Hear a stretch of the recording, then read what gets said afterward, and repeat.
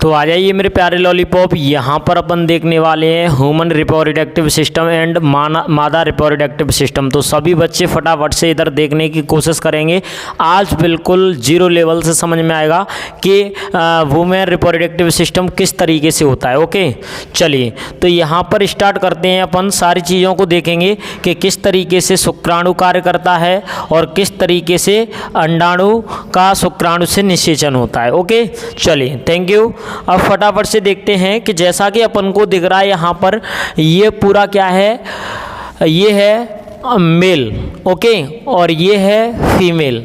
मान के चलिए यहाँ पर अपन इसको क्या है, मेल रिप्रोडक्टिव सिस्टम बोल सकते हैं और इसको फीमेल रिप्रोडक्टिव सिस्टम बोलते हैं। ठीक है, इनके द्वारा क्या है, इनके द्वारा निषेचन की क्रिया पूर्ण होने के बाद में क्या है, अपना यहाँ पर भ्रूण बनता है। क्या बनता है? भ्रूण बनता है। ठीक है, तो इसको बिल्कुल बारीकी से समझने की कोशिश करेंगे।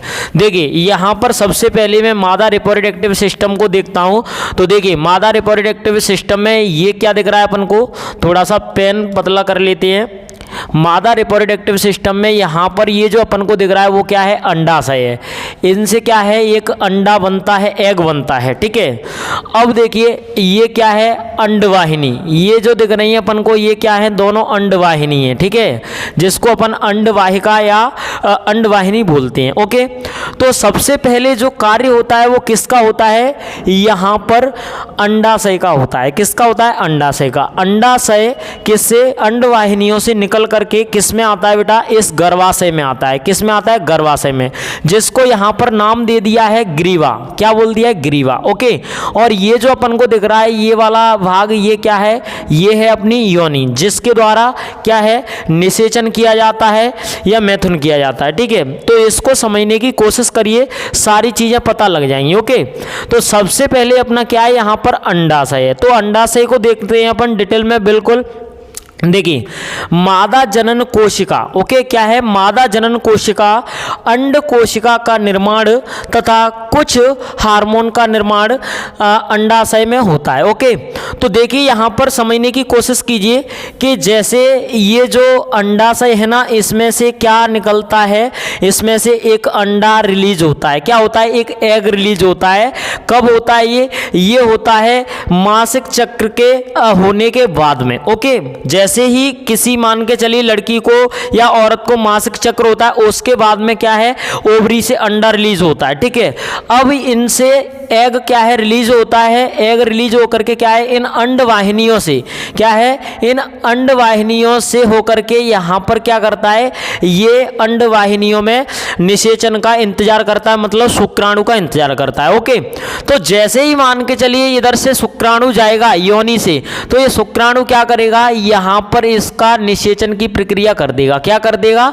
निषेचन की प्रक्रिया कर देगा। ठीक है, निषेचन की प्रक्रिया का मतलब वो फर्टिलाइजेशन कर देगा। जैसे ही ये क्या है, शुक्राणु यहां से जो जा रहा है ना, ये शुक्राणु जैसे ही ये जा रहा है, जब अंडे से मिलेगा तो वो क्या है, फर्टिलाइजेशन, निषेचन होकर के क्या करेगा, इस ग्रीवा में आ जाएगा। कहां पर आ जाएगा मेरे बच्चे? ये ग्रीवा में आ जाएगा। तो ये ग्रीवा क्या होती है, एक थैलीनुमा संरचना होती है जो क्या है, इन दोनों अंडवाहिनियों को जोड़ करके बनी होती है। ठीक है, तो देखिए यहाँ पर अंडाशय का क्या है, मादा जनन कोशिका अंड कोशिका का निर्माण तथा कुछ हार्मोन्स का निर्माण करता है। ओके, अंडे के अंदर कुछ हार्मोन्स भी होते हैं। ओके, चलिए अब आगे देखिए अंडवाहिका। तो अंडवाहिका का रोल क्या है, इसको देखने की कोशिश करते हैं अपन। इसमें लिखा है प्रत्येक माह एक अंड परिपक्व होता है और अंडवाहिका द्वारा यह अंड कोशिका गर्भाशय तक ले जाए जाते हैं। तो समझने की कोशिश कीजिए, जैसे ही लड़की की उम्र है ना वो 14 साल से ऊपर होती है, समझ रहे हो, जैसे ही उसमें यौवनारंभ आता है, 14 साल से ऊपर लड़की की एज होती है, तो उसमें जो अंडा बनता है, अंडा बेटा पहले से रिलीज रहता है, मतलब उसमें उपस्थित रहता है, किसमें, अंडवाहिनियों में। ठीक है, परंतु होता क्या है यहाँ पर, जैसे ही उसकी एज होती है 14 साल से ऊपर, तो वो क्या है, परिपक्व हो जाता है। अंडा कैसा हो जाता है, निषेचन करने लायक हो जाता है, फर्टिलाइजेशन फर्टिलाइजेशन लायक हो जाता है, ठीक है।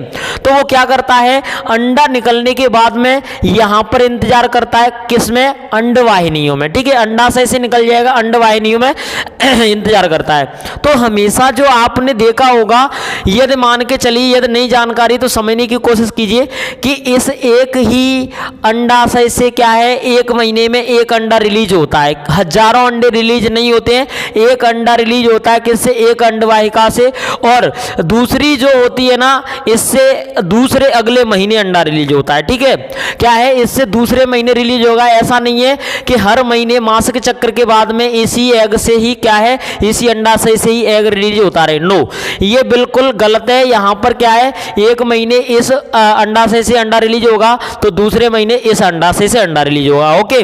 तो इसमें क्या होता है, ये क्या है, मैच्योर हो जाते हैं, एकदम परिपक्व हो जाते हैं, तब क्या है, ये निकलते हैं, ओके, एग।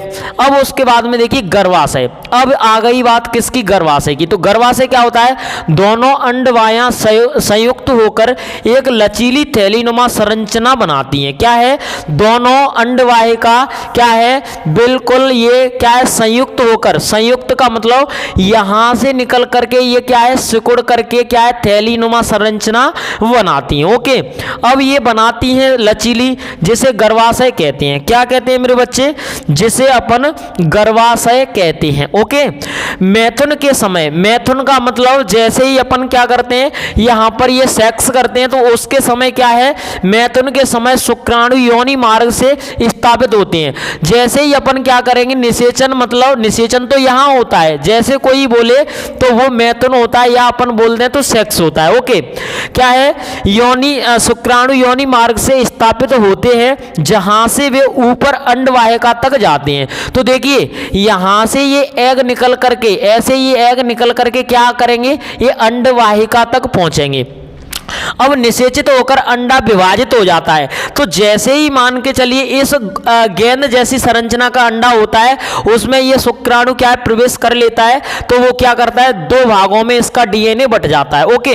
अब समझने की कोशिश करिए अच्छे तरीके से, क्या है, ऊपर अंडवाहिका तक जाते हैं, निषेचित होकर अंडा विभाजित होकर कोशिका की गेंद जैसी संरचना या भ्रूण बनता है। तो बेटा भ्रूण को ही क्या कहते हैं, पेट के अंदर या गर्भाशय के अंदर बनने वाला बच्चा ही क्या होता है, भ्रूण होता है। वो कहां पर, यहां पर बनता है। जैसे कि इसमें ये दिख रहा है, इसमें छोटा सा क्या होता है, भ्रूण बनता है, वो क्या है, इसी से चिपका हुआ होता है प्लेसेंटा के द्वारा, ओके। तो देखिए आगे देखते हैं, भ्रूण गर्भाशय से स्थापित हो जाता है, यहां लगातार विभाजित होकर वृद्धि करता है, ओके।